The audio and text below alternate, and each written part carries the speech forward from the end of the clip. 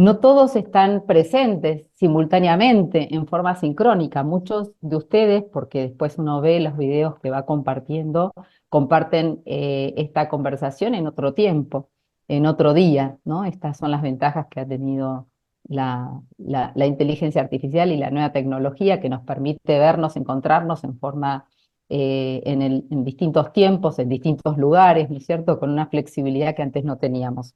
Así que bueno, les doy la bienvenida entonces acá a la Universidad de San Isidro para esta quinto encuentro del Seminario de Paradigmas Jurídicos Postcontractualistas. La charla la va a tener hoy nuestro rector, Enrique del Percio. Nos acompañan como instituciones entonces la Pontificia Universidad Católica de Ecuador y la Universidad Andina Simón Bolívar. También esta idea de este encuentro, de estos encuentros, de este seminario partió de la conversación con otras instituciones amigas con las que trabajamos, en principio la Asociación Argentina, la Sociedad, perdón, Argentina de Sociología Jurídica y el Centro Latinoamericano de Estudios de Derecho y Estado. Y nos pusimos a pensar en el pluralismo jurídico, ¿no? Y su desarrollo acá en América Latina, ¿no? Y luego fuimos hacia nombres y posibilidades de nombres de este seminario y terminamos en este, ¿no? En este que tenemos acá, que abrió Diego Dukelski, que es el de paradigmas jurídicos postcontractualistas. Y eso tuvo que ver con algunas razones que seguramente Enrique va a explicar en el día de hoy. Lo presento, es su semblanza, ¿no es cierto? Sus antecedentes, es doctor en filosofía jurídica y especialista en sociología de las instituciones. Eh, bueno, es investigador del Instituto Internacional de Sociología Jurídica, IONIATI, el País Vasco, y de la Universidad de Londres. Bueno, es profesor de sociología en distintas instituciones, por supuesto, de sociología jurídica en la Universidad de San Isidro, de materia de la que es titular. Así que, ¿cómo te va, Enrique? Qué gusto escucharte en el día de hoy. Hola Laura, ¿cómo estás? Bueno, en primer lugar quiero felicitarte a vos y a Tatiana, que fueron las que dieron inicio a esta idea y donde efectivamente después con la cooperación de amigos y de amigas de otras instituciones, en primer lugar de la Universidad Andina, luego se sumó la gente de SASJU, Sociedad Argentina de Sociología Jurídica, y del CLADE, el Centro Latinoamericano de Estudios sobre Derecho y Estado, y entonces se fue conformando esto, pero quiero destacar que fue una iniciativa que surgió de una conversación amical entre Laura de la Universidad de San Isidro y Tatiana Escobar de la Universidad Andina. Así que realmente creo que el primer mérito es de ustedes dos. Y anoche, viendo, decías vos, esta ventaja que nos da la tecnología, porque nosotros justo la semana pasada tuvimos el Congreso de Filosofía de la Liberación en La Plata, con lo cual no pude ver las intervenciones de la semana pasada, pues estuve abocado a aquello, y las vi anoche. Y realmente, que eran las dos que me habían quedado afuera.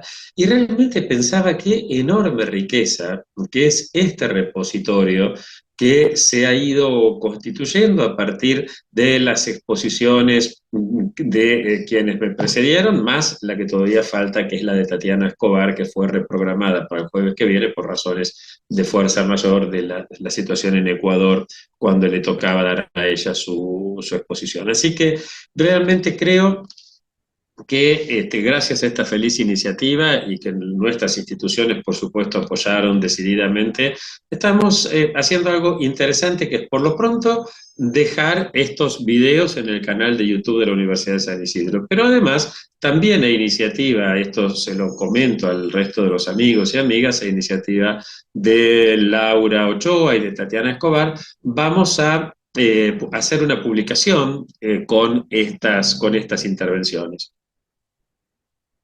sobre este nuevo paradigma de lo que cuando algo no tiene un nombre muy concreto para ponerle, el prefijo post te salva un poco, ¿no? Yo soy moderadamente enemigo de esto de la posmodernidad, la post, etcétera, porque no dice mucho más que es algo que viene después de. Pero en este caso, lo que digamos, lo que nuclea a las distintas visiones que hemos visto que se han acercado a este seminario es precisamente la conciencia de que se acabó el paradigma propio del derecho y de la legitimación del derecho y del Estado de la modernidad, que era el mito del contrato social. Entonces, es todavía demasiado temprano para saber qué es lo que viene. Hay varias alternativas, hay varias propuestas, veremos en qué plasma esto, pero lo que sí hay consenso es en advertir el agotamiento de ese paradigma. Entonces, en función de esto es que a raíz de también las sugerencias de algunos colegas, le hemos puesto y nos pareció adecuado con el equipo con que armamos esto, ponerle el nombre de paradigmas postcontractualistas. Bien, ¿y por qué decimos que está agotado el contrato social? Por dos razones. Unas endógenas al propio contrato y otras exógenas. Recordemos que el contrato social en sus distintas formulaciones, de Hobbes, de Locke, de Rousseau, nace después de la irrupción de América en Europa, es decir, cuando Europa de algún modo se descubre a sí misma y se va eh, ubicando en ese rol que hoy vemos en el mapa, ¿no? En el centro del mundo, del lado de arriba, tirando la línea del Ecuador bastante más abajo. Piensen en la mayor parte de los planiferios donde está, queridos amigos de la Universidad Andina o de la Universidad Católica del Ecuador, ¿dónde queda el Ecuador? El país Ecuador en los planiferios, y vamos a ver que siempre queda debajo de la mitad, ¿no? Por la mitad a veces está México, a veces Centroamérica. ¿Por qué? Porque de esa manera Europa puede quedar un poco más grande, tener el tamaño de la cabeza, que es como se autopercibe Europa, ¿no? En el centro, arriba y más o menos de la proporción de la cabeza con respecto al resto del mundo. Bien, cuando a partir, decíamos, de la irrupción de América en Europa, la burguesía europea empieza a ocupar cada vez los lugares más importantes dentro de la estructura social europea, entonces va a ir planteando la necesidad de una nueva legitimidad. Una nueva legitimidad que va a dejar afuera a tres ámbitos. En primer lugar, va a dejar afuera de esta nueva legitimidad, de este contrato, a la naturaleza no humana. ¿Por qué? Bueno, porque sí, durante el periodo que se estaba sustituyendo, es decir, durante el periodo en donde la legitimidad para ocupar un lugar u otro en la escala social estaba dado estrictamente por el nacimiento, ahí teníamos que hacer algo con respecto a esto. En una sociedad eminentemente rural y con otras características que no vamos a reseñar acá, que tenía la europea, era más o menos lógico que si una persona veía que de un limonero salían limones, de un manzano salían manzanas, de una gata gatitos y de un huevo de una gallina pollitos, lo lógico era que de un conde salieran condecitos, de un rey reyesitos, de un campesino campesinitos, de un zapatero zapateritos. No me meto ahora con la cuestión de género, hay buena bibliografía y después si tenemos tiempo vamos a ver qué pasaba, por qué deliberadamente usé todas estas nombres en masculino, ¿no? Pero el caso es que hay que decir, bueno, cuidado con el resto de la naturaleza. Es más, tenemos que superar el estado de naturaleza.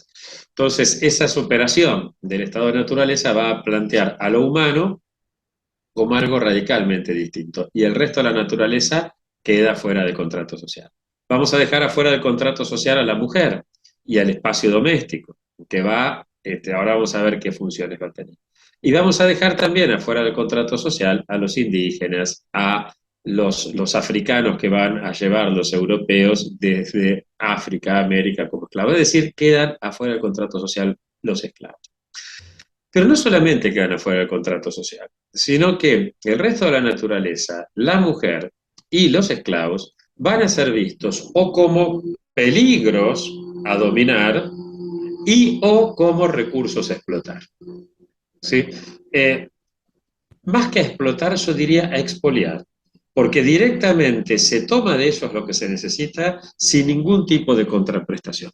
Se toma de la naturaleza lo que se le quiere sacar y se arrojan los desperdicios a la propia naturaleza sin ningún tipo de reparos y sin ningún tipo de reparación. A la mujer se la usa para reproducir la mano de obra, para reproducir la necesidad de soldados, no solamente reproducir en el sentido de parir, sino reproducir en el sentido de devolverle a ese hombre que volvía cansado y destruido de estar todo el día trabajando, devolverle la autoestima, mira, llegó papá a casa, ¿no?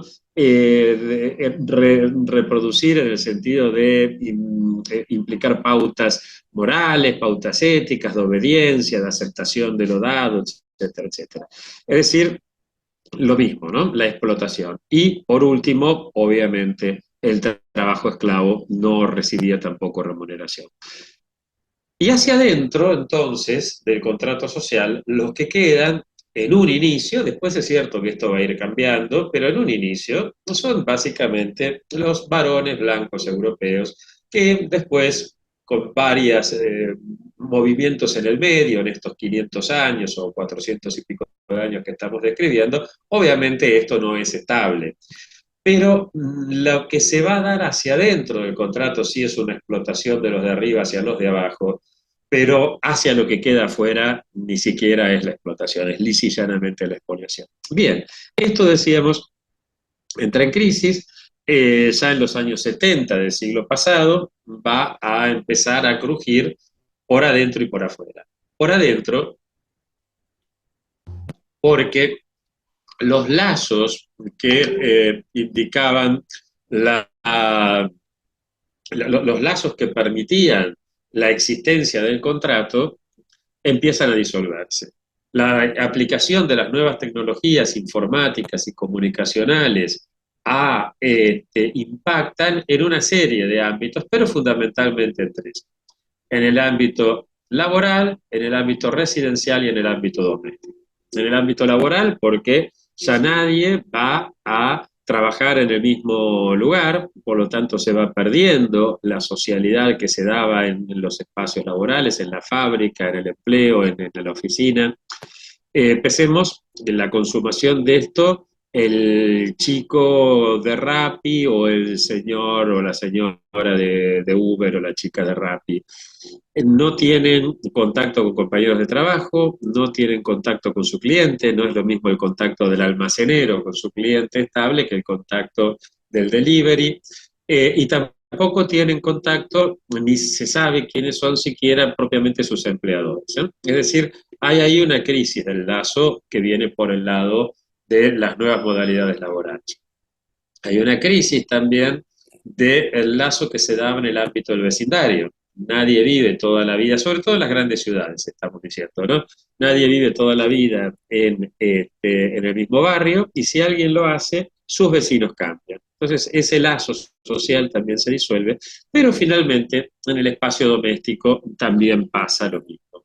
Es decir, la familia antes tenía que ser una familia numerosa porque el sistema necesitaba mucha gente para ir a morir a la guerra y mucha gente para trabajar en la industria, en la oficina, o al menos, aunque no trabajaran, para mantener los salarios deprimidos.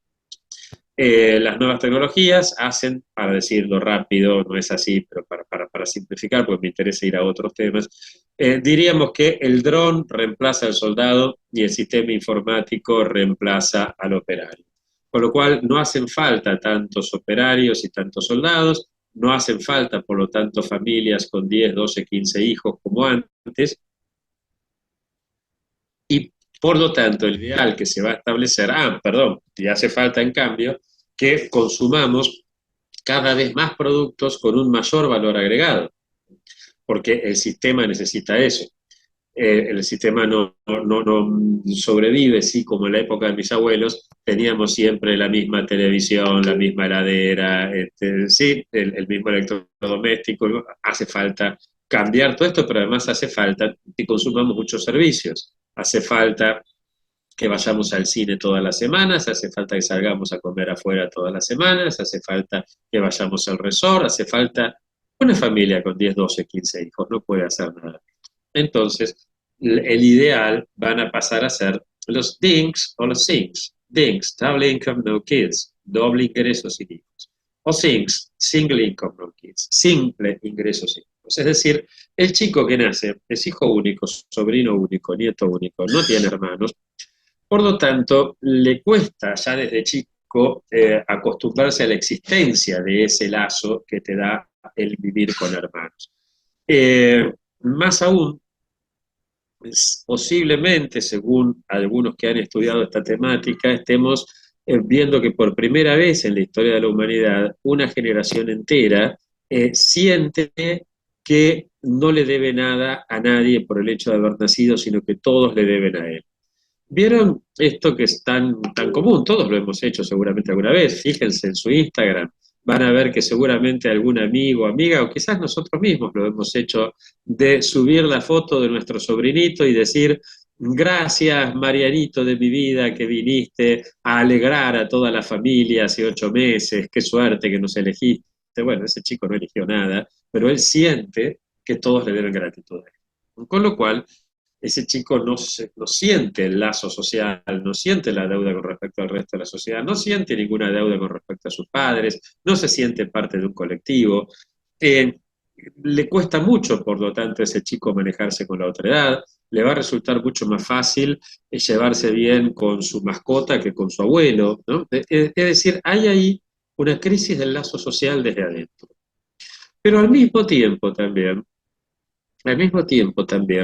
hay una crisis del contrato social porque aquellos tres sectores que el contrato social dejó afuera y sobre cuya expoliación se monta el capitalismo finalmente triunfante, podría haber habido otros capitalismos, ¿eh? Hubo de hecho otros intentos de capitalismo. Pero el capitalismo que finalmente triunfa es el capitalismo que se montó, repito, sobre la expoliación del resto de la naturaleza no humana, de la mujer y el espacio doméstico y del trabajo esclavo. En los años 70 del siglo pasado, 1970 eh, aparecen no casualmente al mismo tiempo, por un lado, eh, la demanda ecológica, ¿sí? El Club de Roma hablando de los límites del crecimiento, la Carta de Estocolmo, la Carta de Perón a los pueblos del mundo, o sea, distintos líderes o grupos de distintos lugares del mundo y de distintas procedencias ideológicas, eh, hay algo en común en todo eso, es que es decir, cuidado, que esto así no va, la cuestión ecológica. El feminismo que va a plantear lo personal es político y lo doméstico es político. Es decir, unos diciendo no dejemos afuera del contrato al resto de la naturaleza, otros diciendo y otras diciendo no dejemos afuera del contrato a la mujer, y otros y otras diciendo en el hemisferio norte, en las luchas por los derechos civiles, en el hemisferio sur, en los movimientos independentistas, particularmente en África, pero también los movimientos sociales en Asia, en América Latina, diciendo qué pasa con los derechos de aquellos que habían sido expoliados y que hoy parten de una situación claramente desfavorable, ¿no? ¿Qué pasa con todo esto? Bueno, esto nos generó una cantidad de consecuencias, pero que acá me interesa señalar solamente una. Y es que por afuera o por adentro, desde hace unos 50, 60 años, el contrato social empieza a entrar en crisis. Y ahora es cuando estamos viendo con mucha más claridad esta crisis que había comenzado en aquel momento. Y acá quisiera entonces detenerme en una cuestión interesante de cómo pensar el derecho y el Estado en lo que fue la consumación del contrato social. Es decir, en Europa, Estados Unidos después de la Segunda Guerra Mundial, en el caso de Argentina después de los años 80, con la recuperación definitiva de Dios quiera definitiva, nunca se puede decir esto, con la recuperación de la democracia. Eh, y aquí entonces aparecen, voy a sintetizar una cantidad de autores, ¿no? Que entre sí tienen diferencias muy grandes. pero vamos a plantear cuáles serían las características básicas de la democracia y del Estado de Derecho en lo que podemos llamar la etapa del contrato social consumado, entendiendo por consumación el doble sentido de este término, es decir, cuando llega a su fin y cuando llega a su fin. Cuando cumple de alguna manera aquello que buscaba y cuando ya entonces entra en la etapa de crisis. En líneas generales, había un consenso bastante amplio. Yo acá estoy pensando en el caso de la Argentina, claramente en uno de nuestros grandes y filósofos, una gran persona y gran intelectual que fue Carlos Santiago Nino, pero hay muchos otros, ¿no?, que plantean de distintas maneras esto, lo vamos a sintetizar así. Eh, para que la vida en común funcione y la regulación de la vida en común funcione, eh, vamos a partir de, ¿se acuerdan ustedes los debates con los que, con quienes estos autores están debatiendo, ¿no? ¿Recuerdan? Quizás me voy a tomar un minuto para ir un poquito más atrás. Antes de la Segunda Guerra Mundial, en la Mittel Europa, en Europa y en el mundo en general, pero en la Mittel Europa es donde se dan los debates más fuertes entre aquellos que se dieron cuenta que la vida en común no tenía un fundamento sólido. Entonces vendrá Kelsen a decir, miren, la vida en común no tiene un fundamento sólido y por lo tanto lo que tenemos que hacer es preservar al derecho, que es la forma de regulación de la vida en común.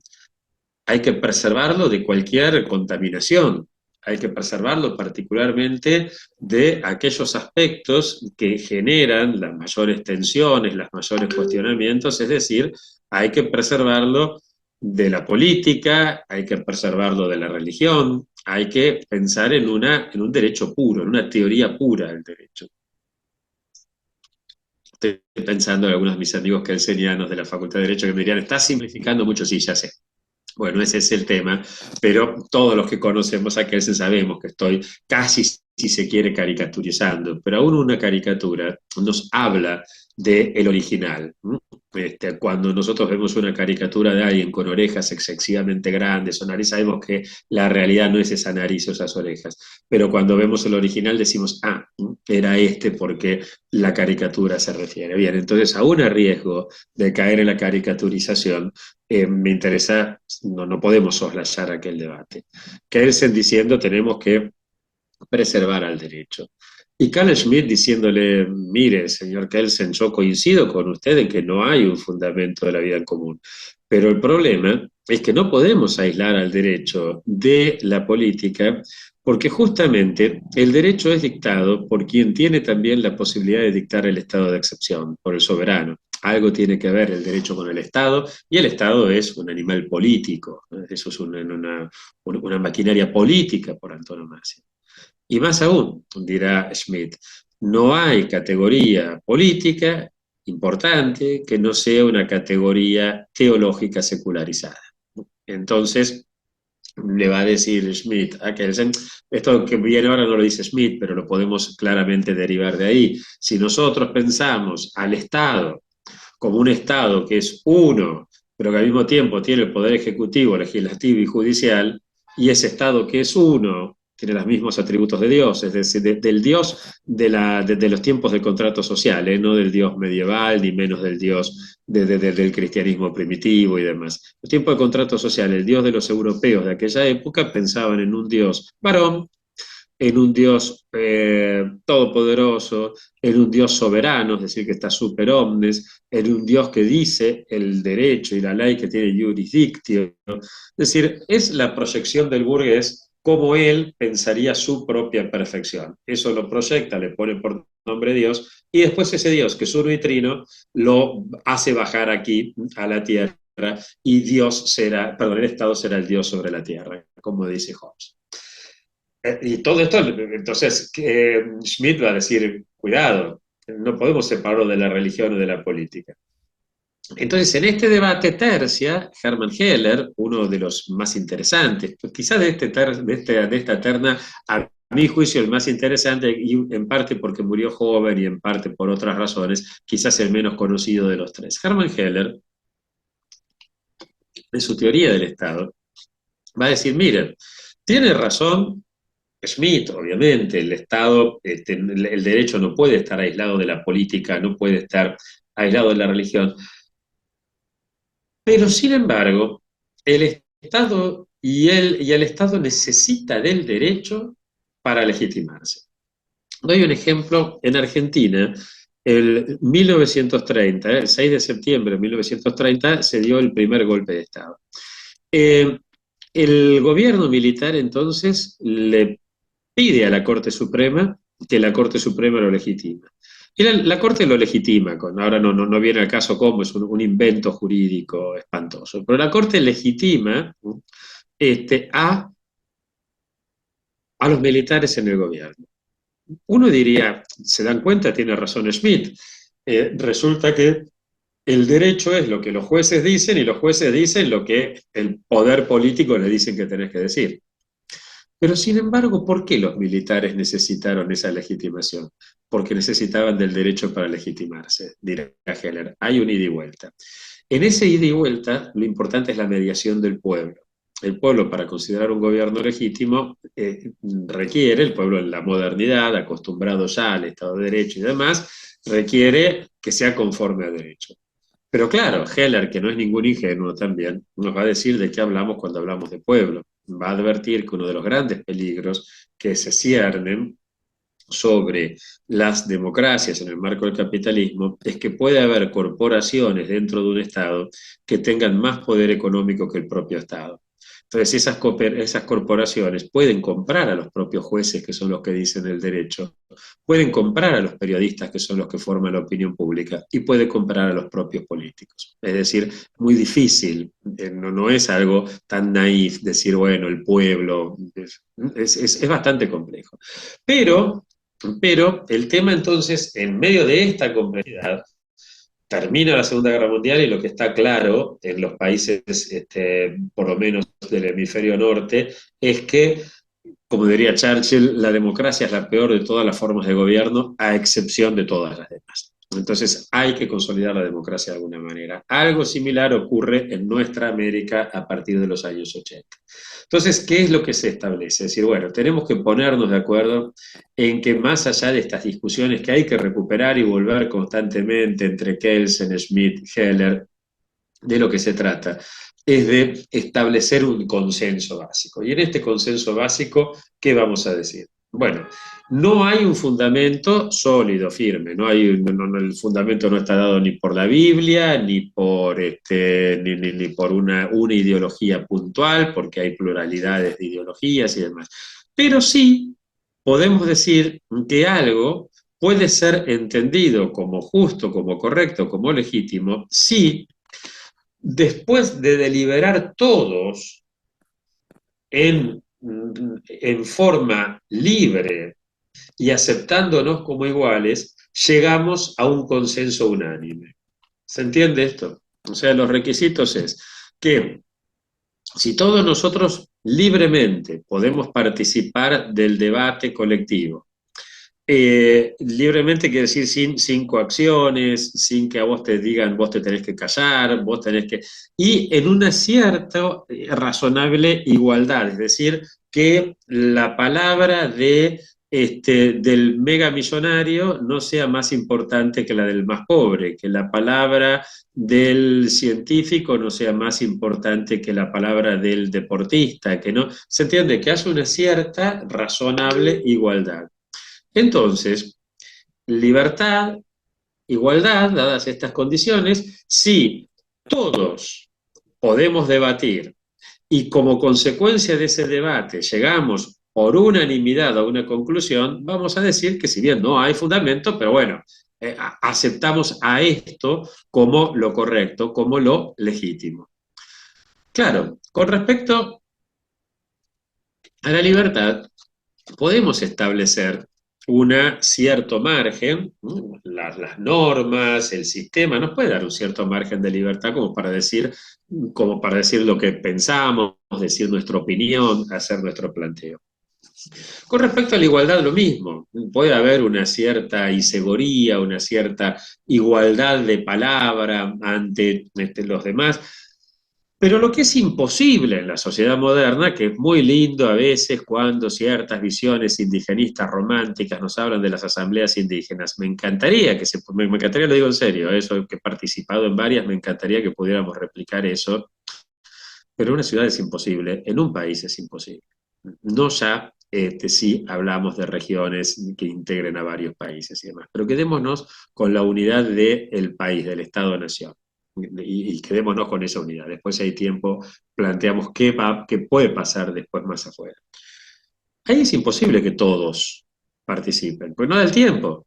Con que cada uno dé su opinión en 5 minutos, ¿cuántos años tardamos para opinar sobre cualquier cosa? Y nadie puede escuchar, pasarse toda la vida escuchando lo que los otros dicen, no, no da el tiempo. Y además, entonces, ¿qué hacemos con esto? Bueno, lo reemplazamos por representantes. Establecemos toda una maquinaria conforme a la cual se elige gente que hable en representación de todos. Y por otro lado también, esos representantes, como representan una pluralidad, va a ser imposible que se pongan de acuerdo. Entonces ahí establecemos una segunda regla, que es la de la mayoría. Aquí veo que hay una cantidad de participantes. Por favor, si algo no se entiende, no duden. Justamente una de las cosas más ricas del Zoom, a diferencia de dar una clase grabada, es que puede haber intercambio, que puede haber dudas. Si algo no se entiende, no duden en frenar. Entonces, repito, con respecto a la libertad puede haber un mínimo razonable de libertad, un mínimo razonable de igualdad. Puede haber, no digo que lo haya, digo que es lógicamente posible pensarlo, pero no es posible pensar en que todos puedan expresar su opinión y escuchar la opinión de todos y de todas, ni es posible pensar tampoco pretender la unanimidad. Entonces, la totalidad es reemplazada por la representación y la unanimidad por la mayoría. En líneas generales, casi todas las debates sobre cómo mejorar la democracia se centran en estos últimos dos puntos: cómo mejorar la representación, cómo mejorar o establecer los tipos de mayorías que se necesitan para cada cosa. Y esto en realidad parte de un problema previo, y es que no hay libertad ni igualdad sin fraternidad. Y acá quiero meterme muy brevemente con esta cuestión, que tiene que ver justamente con la crisis del contrato. ¿Por qué? El contrato social estaba, decíamos, realizado no solamente por varones blancos europeos, sino que parte de un concepto, de un preconcepto, de un supuesto antropológico, o si quieren ustedes, en otros términos, de un tipo de subjetividad, que implica pensar que yo soy el dueño de mi cuerpo y de mi vida. De hecho, el primero que va a exponer esto en esos términos, yo soy propietario de mi cuerpo, o la primera vez que lo enuncia va a decir Dios nos dio a cada uno de nosotros nuestro cuerpo en propiedad, va a ser John Locke en 1689, en el segundo Tratado de Gobierno Civil. Es una idea rarísima, que en Europa aprende viene de lejos, ¿no? Cómo nace esto, si quieren, otro día damos un curso específico, no solamente una clase, sino un curso específico, viendo cómo esto se remonta a la Grecia de antes de Sócrates y por dónde va pasando, tiene toda una larga historia. Pero va a desembocar claramente, todo esto va a ser eclosión, cuando el burgués diga, yo ocupo el lugar que ocupo en la sociedad por mis propios méritos, y yo soy propietario de todo. Soy propietario de mi casa, soy propietario de lo que tengo, y soy propietario incluso de mi cuerpo y de mi vida, como si hubiera posibilidades de que un yo existiera separado de su cuerpo y de su vida. ¿Se entiende esto, no? Eh, si a mí, Enrique, me sacan mi cuerpo y mi vida, ¿dónde queda mi yo? ¿Se entiende el contrasentido? No puedo decir, es muy raro. No lo pensamos porque estamos acostumbrados a escucharlo, pero es rarísimo pensar, yo soy el dueño de mi cuerpo y de mi vida. Lo más normal para la mayor parte de los pueblos es que diga, yo estoy siendo mi cuerpo y mi vida. Ahora acá hay una diferencia enorme. y un impacto tremendo en cómo entiendo la vida en común en un caso o en otro. Si yo asumo que yo soy el dueño de mi cuerpo y de mi vida, yo entonces voy a pensar que la vida en común es resultado de mi voluntad. Yo decido asociarme con otros. ¿Se entiende? Si yo soy el dueño de mi cuerpo y de mi vida, yo puedo existir, dado que hasta hipotéticamente puedo existir sin cuerpo y sin vida, ¿eh? ¿Cómo hago? No sé, pero yo soy el que decide asociarme con los otros. Por lo tanto, la vida en común la voy a entender en términos de sociedad. Yo me asocio, es voluntario que yo me asocie. Pero en cambio, si yo digo yo estoy siendo mi cuerpo y estoy siendo mi vida, la cosa cambia. Porque mi corporalidad depende de otros que hayan producido este abrigo, depende de otros que hayan construido estas paredes, depende de otros gracias a los cuales yo tengo el agua aquí conmigo, pero depende también de otros que le han enseñado a quienes elaboraron la indumentaria, quienes pusieron estos ladrillos, quienes trajeron el agua hasta acá. Y dependerá también de la Pachamama, gracias a la cual, si quieren ustedes, del ecosistema, de la casa común, de la madre tierra, gracias a la cual tenemos el lino, el algodón, el agua, el barro para construir esto. Entonces yo voy a pensar no en términos de societas de sociedad, sino que voy a pensar en términos de hacer algo por los otros y los otros hacen algo por mí. Voy a pensar más que nada en términos de lo que en latín arcaico es munus, palabra que tiene que ver con mano, y que no hay una traducción exacta, pero es algo así como cuidar, hacer algo por. Si Laura hace hace algo por mí que yo la contrato para obtener un juicio y no sé qué, y Laura lo hace, yo la voy a remunerar. Ella me da su munus, el cuidado, el hacer algo por mí, yo remunero. Si yo tengo el munus adentro mío, estoy inmunizado. ¿Sí? Es el munus que está desde adentro. Ahora, cuando el cuidado, la preocupación por los demás, el hacer algo es mutuo, todos hacemos algo por todos, entonces vamos a hablar de communus, comunitas. Y ya no vamos a pensar que esa comunitas es resultado de un contrato social, entre otras cosas porque no solamente va a incluir a las otras personas que hoy están dando vueltas por ahí, sino que va a incluir también necesariamente a el resto de la naturaleza, el planeta Tierra, los ancestros, etc. O sea, ya vamos a ver que la vida en común es bastante distinta. Y aquí entonces creo que aparece algo muy interesante. Si yo pienso que el que existe soy yo y la sociedad no existe, recordemos a Margaret Thatcher, por ejemplo, lo que voy a plantear es a la libertad como valor fundante. Yo existo, la sociedad no existe. Pero una libertad entendida como mi capacidad de hacer lo que me viene en gana, lo que Freud llama la libertad del libertario, es decir, la libertad presocial. La vida en sociedad necesariamente impone restricciones a la libertad.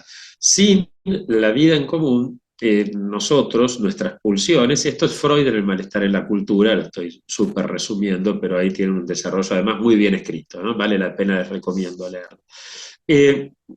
Básicamente nuestra primer pulsión, que es la pulsión erótica, haría que estemos todo el día satisfaciendo nuestra pulsión erótica y por lo tanto no nos encargaríamos ni de cocinar la comida, ni de proveerla. Seríamos pueblos recolectores que mientras no estamos teniendo sexo y el hambre nos puede, simplemente tomamos alguna fruta por ahí. Nuestra vida no iría más allá de los 16, 17 años. Y no necesariamente sería una vida grata, porque, entre otras cosas, es muy posible, dirá Freud, que aquella persona con la cual nosotros queremos satisfacer nuestro impulso erótico tenga más ganas de estar con otro. Y entonces ahí, inmediatamente, de Eros fluye tánatos. Y entonces la segunda pulsión va a ser agarrar un palo y dárselo por la cabeza a aquella persona por culpa de la cual nosotros no estamos con quien queremos. Entonces, las pulsiones eróticas y tanáticas serían tan fuertes que la vida sería terrible. Por ende, en la vida en común genera malestar, porque la vida en común genera las restricciones con respecto a nuestros dos impulsos fundamentales, y obviamente eso genera malestar. Pero es un malestar que nosotros conscientemente somos capaces de asumir para vivir mucho mejor, entre otras cosas para vivir muchos más años, ¿no? para vivir mejor. La libertad del libertario, diría Freud, es la libertad presocial, la libertad del león en la selva, que no es capaz de aceptar ningún límite, que no es capaz de aceptar ninguna ley, y que sobre todo no soporta ese malestar, ¿no? Entonces, él si quiere devorarse a quien quiera devorarse, se lo devora. Claro que en el caso del león reconoce el límite dado por su propia biología. El león humano es mucho más peligroso. Bien, entonces en este caso tenemos la libertad entendida sin fraternidad, tenemos esa libertad. Del otro lado, nos queda la igualdad. La igualdad entendida como lo que existe es la comunidad y el individuo no importa. Como lo que existe es la comunidad, entonces es importante que todos seamos iguales, que ninguno se destaque. Y en nombre de la igualdad, entonces vamos a violar los más elementales derechos de cada individuo. Pensemos en tantos regímenes que se llaman a sí mismos socialistas. Yo no sé si los padres del socialismo se sentirían muy contentos de que estos tengan ese nombre, pero pensemos en Stalin, por decir uno, ¿no? Es decir, hay ahí una clara anulación del individuo porque lo importante es la comunidad. Pero ¿qué pasa si nosotros asumimos que somos en relación? Es decir, que ni es cierto que existe el individuo y no existe la comunidad, ni es cierto que existe la comunidad pero no existe el individuo. Individuo, en nosotros, cada uno de nosotros se hace en, con y por la comunidad y al mismo tiempo la hacemos. Entonces, en este caso, lo que vamos a encontrar como valor fundante no va a ser la libertad y la igualdad, sino la fraternidad.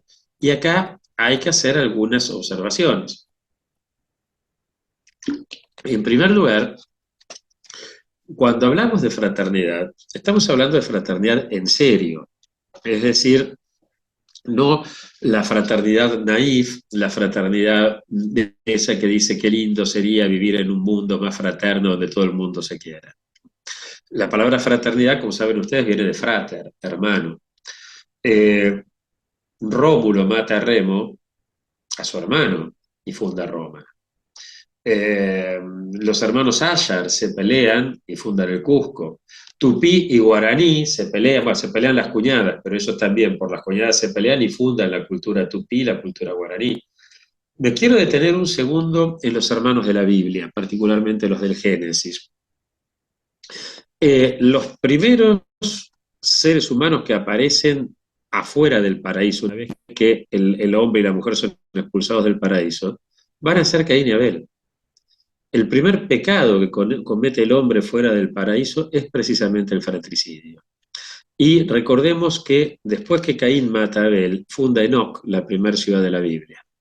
Alguien dirá, bueno, ¿qué pasa entonces que todos los fratricidas fundan ciudades? Es como que hay que el fratricida tiene una compulsión maniática obsesiva por salir a fundar ciudades. No, lo que nos está diciendo la mitología comparada es que en el origen no hay padre ni madre, estamos todos en el mismo plano y las relaciones horizontales estimulan el conflicto.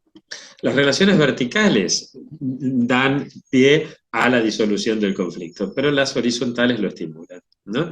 El sargento puede odiar al teniente, pero si quiere seguir estando dentro del ejército, va a tener que obedecer al teniente y se disuelve el conflicto. El cura con el obispo, el empleado, lo que sea, ¿no? Quiero creer que Laura no es que no entremos en conflicto. En la UCI esto no pasaría porque yo no soy un rector de esos vertical que están arriba, así que quiero creer que aquí en la UCI no hay conflictos serios porque hay buena onda, no porque haya verticalidad. Pero lo cierto es que las relaciones verticales disuelven el conflicto y las horizontales lo estimulan. Como fuera de casa no hay padre y no hay madre, esta es una condición ontológica del ser humano, entonces el conflicto está siempre ahí. No es casual también que otros hermanos de la Biblia, Cam, Sem y Jafet, los hijos de Noé, Cam va a ser el primer esclavo de la Biblia, esclavo de sus hermanos. Es esclavo, pero no deja de ser hermano. El olvido de esta condición es justamente uno de los principales problemas que tenemos para pensar el derecho y el Estado, el olvido de la condición fraterna. ¿Qué quiero decir con esto? Eh, Cuando alguno se quiere hacer el padre de otro, generalmente lo que aparece es la respuesta violenta. Cuando alguien quiere decir, yo te voy a llevar a vos la democracia, el mercado, la libertad, porque yo sé lo que vos necesitas. Y lo que aparece es la respuesta violenta. En cambio, si nos tratamos, si asumimos nuestra condición fraterna, esto cambia. Asumir nuestra condición fraterna implica decir que somos hermanos y hermanas. Puede haber más o menos libertad, por eso puede haber indicadores de libertad. Puede haber más o menos igualdad, por eso puede haber indicadores de igualdad. Pero es absurdo que haya indicadores de fraternidad, porque no es un valor que como tal vale, más o menos, sino que es una condición ineludible, que o la entendemos o no la entendemos. Si no la entendemos, lo que vamos a ver son los que saben, es el varón blanco europeo que le va a educar a estos negros o a estos indios o a estos chinos que no entienden nada, y nosotros entonces somos el que ocupa el lugar del padre, la pesada carga del hombre blanco de la cual hablaba Kipling, ¿no? Nosotros vamos a educar a esto, vamos a enseñarles a esto, vamos a enseñarle a la mujer que no entiende nada, vamos a mujer. Pero en cambio, si asumimos el carácter fraterno, vamos a aprender y a escucharnos unos de otros. Y cuando digo aprender y escucharnos unos de otros, digo aprender y escuchándonos unos y otros y unas y otras.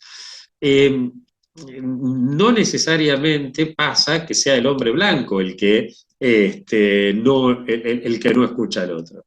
Hace poco, justamente en el congreso que estábamos, yo escuchaba a unos indígenas que me encantaban, me venían ganas de pasarme horas escuchándolos. Pero claro, cuando empezaban a hablar una de ellas sobre la alimentación y decía, no hay que comer ningún producto enlatado, hay que comer nada más que los productos que la tierra te da a vos y ahí en tus inmediaciones, hay que... Y vos decías, claro, pero no nos olvidemos que la expectativa de vida de los pueblos que no tienen variedad alimenticia es una expectativa de vida mucho menor que las de los que sí lo tienen. Obviamente, si yo pudiera comer el omega 3 que me da el atún o la caballa fresco, sería mucho mejor, pero no tengo atún y caballa fresco acá. Pero es mejor comerlo de la lata que no comerlo. ¿Se entiende lo que estoy diciendo? O sea, ¿qué quiero decir con esto? Que hay veces también que pasa que alguna cultura, aún habiendo sido en su momento sometida, piensa que tiene la verdad y no escuchar al otro. No, la fraternidad implica que todos somos hermanos y que todos tenemos que escucharnos y aprender unos de otros. Entonces, en este sentido, esto nos da para trabajar muchísimo. Como ya quisiera ir cerrando,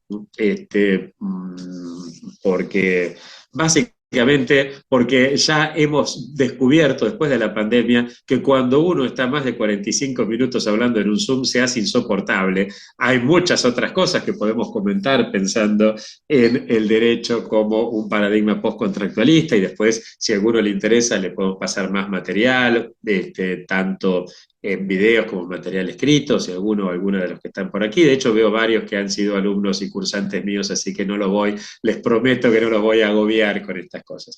Pero quisiera así cerrar con lo siguiente. La fraternidad no solo no niega la libertad y la igualdad, sino que la resignifican y más aún las hacen posibles. Las hacen posibles que la libertad y la igualdad en la vida en común.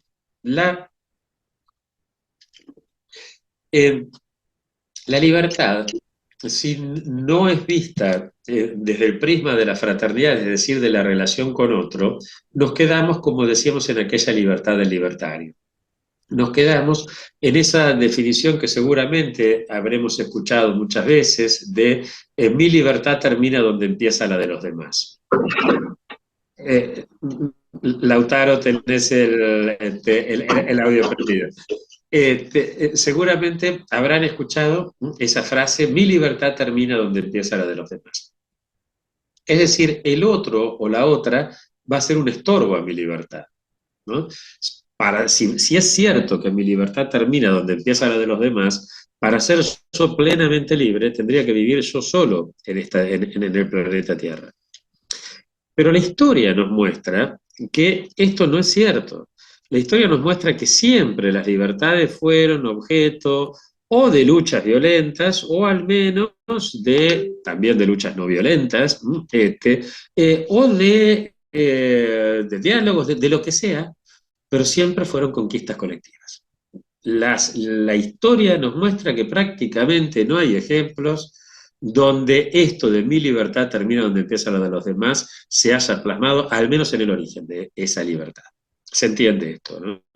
Es decir, nos está hablando la fraternidad de que el otro, el que quiere avasallar nuestra libertad, no tiene derecho a hacerlo, porque no es nuestro padre, no hay pater, no hay mater fuera de casa.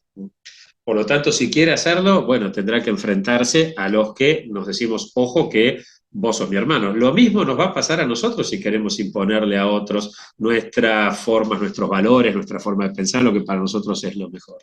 En este sentido, la libertad es necesariamente intercultural, necesariamente. Y necesariamente escucha al otro, porque se construye también con el otro. Bien, de hecho, la palabra libertad viene del latín libertas, que a su vez viene del griego eleuteria. La raíz leud, que está en libertas, en eleuteria, da en castellano leudante, levadura, es decir, algo que tiene que ver con el crecimiento de algo que no está solo. Pero más lindo y más interesante cómo da en inglés y en alemán también, en inglés da life y da love, es decir, de la misma raíz viene vida, viene amor. Es decir, estamos hablando de algo que se hace con los otros. Y en inglés también la palabra freedom viene de la raíz sánscrita free, de donde también viene friendship, amistad. Es decir, la etimología y la historia nos muestran que la libertad nunca es un estado al que se llega de una vez y para siempre, sino que es un proceso. Por eso, en líneas generales, los pueblos, y sobre todo los pueblos que no pertenecen a la filosofía étnica blanca, suelen privilegiar el concepto de liberación por sobre el de libertad, porque la liberación da la idea de dinamismo, de continuidad, de algo con los otros, ¿no? Por otra parte, tampoco la igualdad pasa a ser un estado al que se llega de una vez y para siempre. Siempre nos estamos dando cuenta de nuevas cuestiones, ¿no? Siempre aparecen la fraternidad justamente lo que nos dice, mira, nosotros creemos que aquí ya llegamos a un punto de equilibrio entre estos dos y te apareció otro hermano que no estaba previsto y se venido desde afuera, porque el conflicto está siempre presente. Entonces, lo que va a hacer la fraternidad, lo que nos va a hablar, es el constante trabajo en función de la justicia social. No porque seamos buenos y queremos que haya justicia social porque somos buenos, porque sin justicia social no hay vida en común armónica. Cuando hablo de justicia social, estoy incluyendo tres elementos y con esto cierro. El primer elemento, o tres factores, o tres dimensiones de la justicia social. La primera dimensión es la más fuerte, la más evidente, es la que tiene que ver con la equidad en los bienes, en los ingresos, la equidad en materia económica, si quieren ustedes, ¿no? Es decir, pareciera ser que si en un país o en un planeta el 1% de la gente se queda con el 50% de la renta, y ahí hay algo que falla. Como decía un juez, un gran juez norteamericano, puede haber eh, riquezas desmedidas y puede haber democracia, pero no puede haber democracia con riquezas desmedidas, porque el poder que tienen los que se quedan con toda la riqueza es tan grande que obviamente no hay ahí posibilidades en serio de pensar en un Estado de derecho, ¿no? Estoy siempre, aunque pareciera que me fui de tema, siempre estoy dándole vueltas en torno a cómo pensar el Estado de Derecho en función de esto. Por otra parte, la segunda dimensión está dada por el reconocimiento. Puede ser que el judío, el homosexual, el musulmán, quien sea, tiene mucho dinero. Pero resulta que por su condición religiosa o por su opción sexual o por cuestiones étnicas o lo que fuera, no es respetado en esa sociedad. No puede acceder a determinados lugares, no puede acceder a derechos mínimos. Estoy pensando concretamente antes de la ley de matrimonio igualitario, a la pareja del señor homosexual que era despreciado por su familia, que era denigrado por el resto de su familia, y resulta que cuando quedaba solo, la herencia iba a parar a esa familia que había denigrado, que había despreciado la pareja muerta, y él se quedaba, él que lo cuidó, el que estuvo siempre, se quedaba solo, ¿no? Es decir, ahí parece que hay una cuestión de justicia. Entonces, por un lado, decíamos la equidad, por otro el reconocimiento. Pero aquí estamos hablando de esas dimensiones de la justicia social que Santo Tomás de Aquino llamaba la justicia, la justicia distributiva, es decir, para Santo Tomás de Aquino había tres formas de justicia: la conmutativa, do ut des, la de los contratos. Yo celebro este contrato con vos, te doy esto y vos me tenés que dar esto. Justicia del Doutes. Pero la justicia social después tenía dos dimensiones. Por un lado, la distributiva, lo que la sociedad le debe al individuo, que hoy, lo diríamos, tiene que ver con la equidad y con el reconocimiento. Pero hay otra que la modernidad nunca la supo entender. Estas dos, si quieren ustedes, la socialdemocracia en general las viene planteando, pero hay otra que la modernidad nunca pudo entender. Porque la modernidad siempre partió de pensar en el sujeto no en relación con. Nosotros partimos de pensar que el sujeto es, que la relación es lo importante, que lo que nos constituye es la relación, es ser en relación con, y por lo tanto nos constituimos dando. Cuando a Maradona, aquí por lo que veo, más de uno de ustedes debe recordar el Mundial de Estados Unidos. Y los que no, porque nacieron después, seguramente habrán oído hablar que cuando a Maradona le hicieron aquella jugarreta de dejarlo afuera del Mundial y afuera del fútbol, él dijo: me cortaron las piernas. Él estaba padeciendo una injusticia, y esa injusticia no tenía que ver ni con una cuestión de equidad. Maradona tenía mucha plata, ni de reconocimiento, la persona más reconocida del mundo, pero sin embargo le estábamos quitando la posibilidad de dar alegría con lo que él sabe hacer. A mí, si, yo sé que lo que puedo ser útil a los demás es dando clases, es escribiendo, que puedo hacer algo por los demás ahí. Si a mí me dijeran: te pagamos $5.000 por mes para que hagas lo que se te dé la gana, excepto dar clases, excepto escribir, ¿qué es eso? Por ahí diría: bueno, la verdad que me vendría bien, tengo que hacer, pero sé que me muero de angustia porque no puedo dar. ¿Se entiende? Esa señora que teje el pullover para los chicos pobres y que lo da a la parroquia sin que nadie se entere quién es, ella se está sabiendo que se realiza dando. En última instancia, si vos alguna vez, cuando hiciste un regalo, te sentiste más feliz que cuando recibiste, entendiste todo esto. Y si no, no tiene sentido que sigamos hablando. Es decir, la fraternidad, al plantearnos que somos en relación, nos lleva a repensar la igualdad y la libertad. Y entonces, termino con estos. El problema entonces no es tanto cómo pensar la representación. ¿Recuerdan que la consumación del contrato social plantea que la legitimidad se da en función de la regla de somos todos libres, somos todos razonablemente iguales, no podemos estar todos en el ámbito de la deliberación, pero sí lo hacen nuestros representantes, no puede haber unanimidad, pero sí lo hace la mayoría, y que en líneas generales toda la discusión en torno a la legitimidad pasa por la legitimidad de la representación y de la regla de la mayoría? Nosotros, y somos varios los que pensamos que el tema pasa no por estos dos que quedaron abajo, sino por algo que faltó en el medio entre la libertad, la igualdad, la representación, la mayoría, y es la idea de fraternidad. ¿Cómo pensar el derecho, cómo pensar el Estado a partir de la fraternidad? Paso 3 palabras nomás, otro día si quieren la seguimos. El derecho tiene que ser universal, sí, pero la universalidad tiene que ser situada. Por lo tanto, aquí, ¿qué quiere decir esto?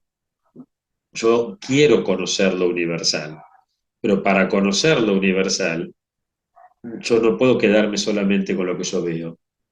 Lo que yo veo, lo que yo observo, que es el conocimiento propio de Occidente en general, pero de la modernidad en particular, me llega hasta las paredes de esta habitación. Si quiero conocer lo que hay más allá, no tengo más remedio que escuchar. ¿Y a quién voy a escuchar? Para pensar el derecho, para pensar el Estado. Voy a escuchar a aquel que puede, cuyas obras yo puedo ver, que yo puedo ver sus documentos o sus monumentos. No, voy a escuchar a la víctima, porque es el que no puede dejar ni los documentos ni los monumentos. ¿Se entiende esto? No estoy hablando aquí de esta cosa que queda bien, de decir, bueno, vamos a hacer pobrecitas las víctimas.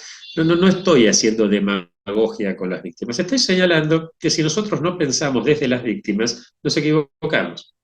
Si Weber, que era un tipo moralmente un gran tipo, hubiera pensado desde las víctimas, no hubiera cometido el gravísimo error de explicar el surgimiento del capitalismo nada más que por el problema del protestantismo, ignorando todo el oro y la plata que llegan desde América Latina, ignorando el rol de la esclavitud, ignorando el rol de la mujer, ignorando un montón de factores con los cuales es imposible pensar el capitalismo, no, sin los cuales es imposible pensar el capitalismo. ¿Por qué le pasó esto a Weber? Por no pensar desde las víctimas. Eh, es decir, que en primer lugar nos habla de la universalidad situada. En segundo lugar, nos habla de que el derecho moderno piensa a un sujeto como todos iguales. Y no somos iguales, pero sí somos idénticos. Y ahí Laura me mira diciendo, ¿qué es esto?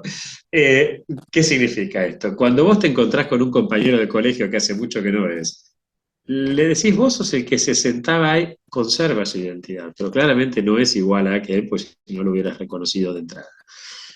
La teología católica esto lo explica, o cristiana lo explica a partir de la idea de un Dios que es uno y trino, y nosotros somos imagen y semejanza de ese Dios que es al mismo tiempo uno y trino, ¿no? Que es, primero es trino, es relación primero.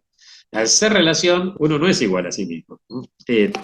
Esto también es otra cuestión que nos permite darnos cuenta de los problemas serios que tiene el monismo jurídico al pensar que todos somos iguales. Repito, somos idénticos, pero no iguales. La identidad no es lo mismo que la igualdad. Más aún, la identidad se construye con la diferencia. Lo contrario de la diferencia no es la identidad, lo contrario de la diferencia es la indiferencia. Es pensar que somos todos indiferentes en el doble sentido de que somos todos igualitos y que el otro me importa un bledo, ¿no? Lo contrario de entonces de la identidad no es la diferencia y lo contrario de la diferencia es la indiferencia. Bueno, estos dos elementos para pensar este carácter universal del derecho y este carácter homogeneizador del derecho, la fraternidad nos brinda una cantidad de elementos para pensarlo en términos, sí, de universalidad para situada, pero una universalidad situada, y no de igualdad, sino en términos de identidad. Con lo cual, entre otros elementos que aparecen para cuestionar la modernidad, el paradigma moderno, el paradigma contractualista, claramente en este sentido el pluralismo jurídico nos dice mucho. Bueno, habría muchas otras cuestiones y precisiones que hacer, pero si yo decía hace un rato que más de 45 minutos es insufrible, estoy viendo que llevo casi una hora, con lo cual esto es absolutamente insufrible, así que aquí terminé y muchísimas gracias por la paciencia. Enrique, bueno, acá aplauso, que siempre suenan más lindos los aplausos en vivo, más que los monitos esos que surgen, esos dibujitos de los aplausos, pero bueno, gracias por esta conversación. Vamos a dar al auditorio que tenemos la posibilidad del diálogo, ¿no? Que es tan rico en estas charlas que se dan de manera sincrónica. Ahí está Carlos también aplaudiendo. Bueno, directamente se desmutean y pueden hacer la pregunta a Enrique. Por mi parte me hiciste pensar a Enrique antes de que, para alentar un poco la participación y que se animen a conversar, Me hiciste pensar en la interdependencia, digamos, ¿no? Lo vincular y la interdependencia en ese vivir con otros, ¿no? Vivir en tanto otros, en mi vida que es solo posible en tanto que existen los otros, ¿no? Un poco, digamos, quería pensar eso, ¿no? Esa interdependencia en la fraternidad, y esa interdependencia que lleva la palabra dependencia, con lo cual a los humanos muchas veces no nos gusta como depender, ¿no? Queremos la autonomía, ¿no? Esta cosa de la autonomía y la libertad como si fuera sin los otros, ¿no? Y entonces, nada, me dejaste pensando en lo relacional, la interdependencia, la dependencia y la fraternidad. Sí, sí, sí, sin duda ese es un temón. Aquí, y yo, si les parece, que estoy viendo, la mayor parte de quienes están aquí somos amigos, además, todos tienen mi celu, así que si quieren, después lo seguimos por otra vía, porque además si no se nos va a hacer tardísimo también. Pero simplemente señalar que cuando hablamos de relación, al hablar de la vida en común, ¿de qué relación estamos hablando? Y acá quiero traer a colación a Scanone, que insistía mucho en que cuando hablamos de la vida en común tenemos que pensar, por supuesto, en la relación con los otros, obviamente, y en la relación hacia, por supuesto. Pero si nos quedamos en la relación con y en la relación hacia, podemos caer en ese pueblo propio del fascismo, que siguen todos juntos desfilando, ¿no? Unos con otros hacia donde marca el dedo del líder. Eh, la vida en común nos lleva a pensar la comunidad que incluye a nuestros ancestros, que incluye a la madre tierra, pero nos lleva también a pensar en una idea de pueblo que se distingue de la comunidad en cuanto a que somos las personas que estamos ahí. No voy a meterme acá a distinguir qué es pueblo, pero sí las dos notas características de la relación de la vida en común en el marco del pueblo.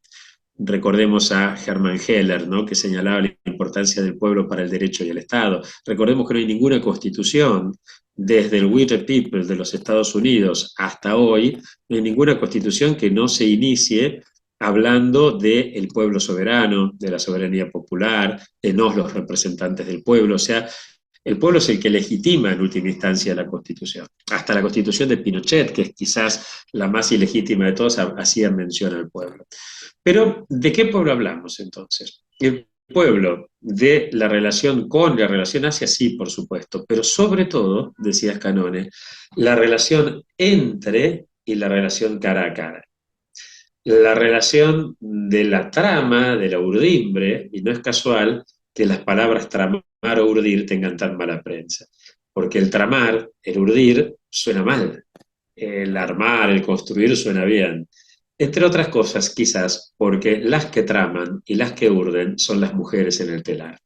Entonces, hay algo también que tenemos que tener en cuenta de esto, ¿no? De esta dimensión de lo femenino también para ir pensando en deconstruir un derecho que es eminentemente derecho, directo, fálico, para ir deconstruyéndolo en un derecho que permita que dentro de ese contrato social, ya sea como un nuevo contrato o como una forma distinta de pensar, entre la casa común, que requiere cuidado, entre la casa doméstica, que requiere cuidado, y entre aquel desfavorecido por la historia, que también requiere cuidado.